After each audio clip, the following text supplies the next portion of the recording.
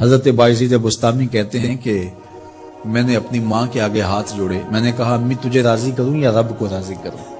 تو اپنے حق مجھے معاف کر دے، اللہ کو میں راضی کر دیتا ہوں۔ ماں نے کہا جاؤ پتر میں اجازت دیتی ہوں۔ گئے جنگلوں میں ذکر و فکر میں لگے رہے، تنہائی میں اس کو یاد کرتے رہے، دن رات ذکر کے چراغ روشن رکھے۔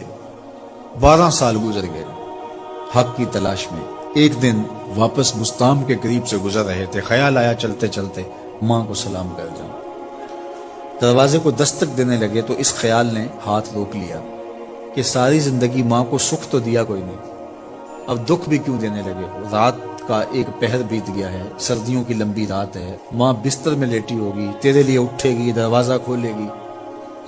دروازے کے ساتھ ہی لگ کے بیٹھ گئے اور ساری رات کاٹ دی، اس خیال سے کہ ماں کو تکلیف نہ ہو۔ جب سحری کا وقت ہوا تو اندر سے جو نالی آتی تھی اس نالی سے پانی آیا، سمجھ گئے میری ماں تہجد کے لیے اٹھی ہے اور وضو کا پانی ہے، تو فوراً دروازے پہ دستک دی۔ اندر سے آواز آئی بیٹا باعزید میں ابھی آئی۔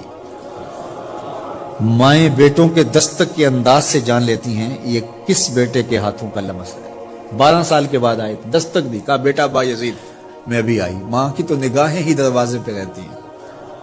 اللہ اکبر۔ کہتے ہیں کہ ماں نے دروازہ کھولا، 12 سال جنگلوں کی خاک چھانتے بیت گئی تھی، پراگندہ صورت، بکھرے ہوئے بال، پھٹے ہوئے کپڑے۔